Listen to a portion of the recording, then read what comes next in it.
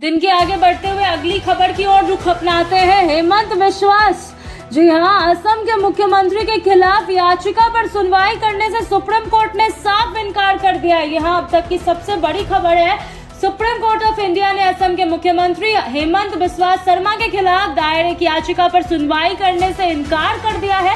सुनवाई के दौरान शीर्ष अदालत ने कड़ी टिप्पणी करते हुए कहा कि सुप्रीम कोर्ट किसी भी मामले को सेटल करने के लिए प्लेग्राउंड नहीं है। कोर्ट की इस टिप्पणी को न्यायपालिका की सख्त और स्पष्ट सोच के रूप में देखा जा रहा है। तो वहीं याचिकाकर्ता ने मुख्यमंत्री के खिलाफ कुछ आरोपों और बयानों को आधार बनाते हुए अदालत का दरवाजा खटखटाया था। हालांकि सुप्रीम कोर्ट ने प्रारंभिक सुनवाई में यही स्पष्ट कर दिया कि हर राजनीतिक या सार्वजनिक विवाद के सीधा शीर्ष अदालत में लाना उचित नहीं है। अदालत ने संकेत दिया कि यदि किसी मामले में कानूनी आधार और ठोस तथ्य नहीं है तो वह उस पर विचार नहीं करेगी।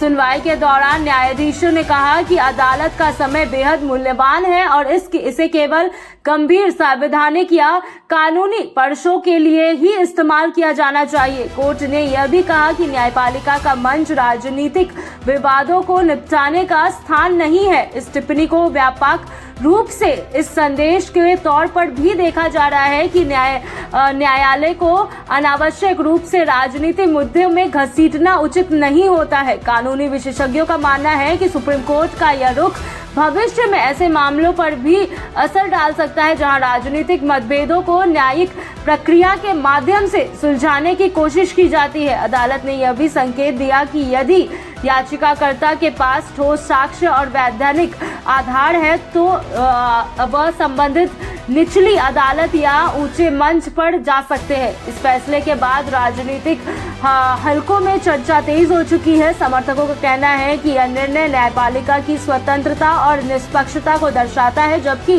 विपक्षी दल इसे अलग नजरिए से देख रही है।